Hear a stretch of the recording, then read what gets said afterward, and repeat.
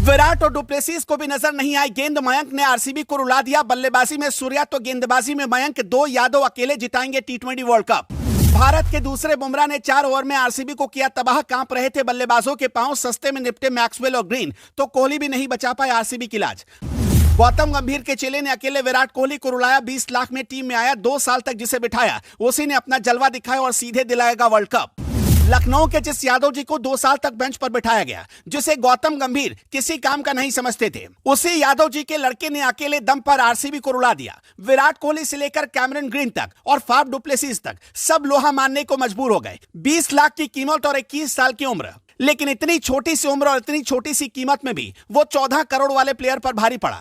अब तो लोग ये भी कहने लगे कि बुमराह और यादव जी को रख दो, समझो वर्ल्ड कप हमारा है। मैच में क्या कुछ हुआ और कैसे आरसीबी के अरमानों पर पानी फिर गया, सब कुछ आपको डिटेल में बताते हैं। ये समझिए जैसे आज मयंक यादव कसम खाकर आए थे कि आरसीबी का जो बल्लेबाज जितना महंगा है उसे उतनी बुरी तरह आउट करके पवेलियन भेजेंगे, और ऐसा ही हो रहा था। मयंक यादव ने 4 ओवर फेंके जिसमें दिए सिर्फ 17 रन और आरसीबी के 3 सबसे जरूरी विकेट लिए। मयंक यादव के सिर्फ 3 गेंदों ने पूरे मैच की तस्वीर पलट कर रख दी और आरसीबी के बर्बादी की पूरी स्क्रिप्ट लिख दी। इस मुकाबले में आरसीबी ने टॉस जीता। उसे लगा कि लखनऊ को पहले बल्लेबाजी के लिए बुलाते हैं क्योंकि उसकी बल्लेबाजी क्रम में कोई जान ही नहीं है, लेकिन यहीं पर आरसीबी गलत साबित हुई। लखनऊ ने जबरदस्त शुरुआत दी। हालांकि केएल राहुल बहुत देर तक चल नहीं पाए और सिर्फ 20 रन बनाकर ही चलते बने, लेकिन आज क्विंटन डिकॉक जैसे सारे पुराने हिसाब बराबर करने के लिए उतरे थे।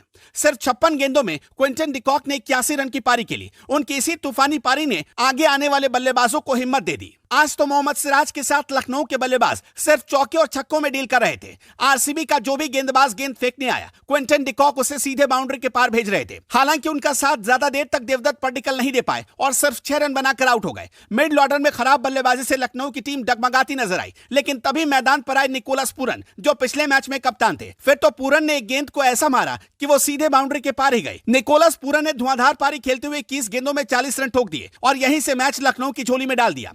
फिर तो लखनऊ को सम्मानजनक स्कोर तक पहुंचा दिया। इस तरह से लखनऊ की टीम ने आरसीबी के सामने जीत के लिए 182 रन का टारगेट रखा, जिसके बाद आरसीबी के बल्लेबाज विराट कोहली और कप्तान फाफ डुप्लेसी ने जबरदस्त शुरुआत की। आरसीबी ने अपनी पारी के चौथे ओवर में ही 40 रन के स्कोर को पार कर लिया था। तभी विराट कोहली का विकेट गिरा और पूरे मैदान पर सन्नाटा पसर गया। कहते हैं जहां मैटर बड़े होते हैं विराट कोहली वहीं खड़े होते हैं, लेकिन आज यहां विराट कोहली का बल्ला फ्लॉप हो चुका था। कोहली के आउट होते ही कप्तान डुप्लेसी भी गलत रन लेने के चक्कर में रन आउट होकर पवेलियन की तरफ चलते बने। जैसे ही डुप्लेसी आउट हुए, इसके बाद ग्लेन मैक्सवेल, जो हमेशा खतरनाक बल्लेबाजी के लिए जाने जाते हैं, उनको भी तुरंत मयंक यादव ने अपना शिकार बनाया और पवेलियन भेज दिया। ग्लेन मैक्सवेल को कुछ समझ में ही नहीं आया कि मयंक यादव की गेंद के साथ कैसे डील की जाए। जिस गेंद पर मैक्सवेल आउट हुए, उस गेंद की रफ्तार करीब 155 किलोमीटर प्रति घंटे की थी और वो स्पीड को बीट कर गए। आरसीबी के महिपाल ने टीम की किस्मत को बदलने की कोशिश की। कुछ अच्छे शॉट्स दिनेश कार्तिक ने भी लगाए, लेकिन कुल मिलाकर आरसीबी के सारे बल्लेबाज और सारे गेंदबाजों ने टीम का बेड़ा गर्क कर दिया था। अब आरसीबी तो ऐसी टीम बन गई जिसे ना बल्लेबाजी आती है ना गेंदबाजी आती है। ये टीम बस नाम की रह गई है, जहां मठाधीशों का जमावड़ा है, लेकिन कोई भी मठाधीश किसी काम का नहीं बचा। आरसीबी के इस परफॉर्मेंस पर और यादव जी के शेर यानी कि मयंक यादव के परफॉर्मेंस पर आप क्या कहना चाहेंगे? हमें कमेंट बॉक्स में बताइए।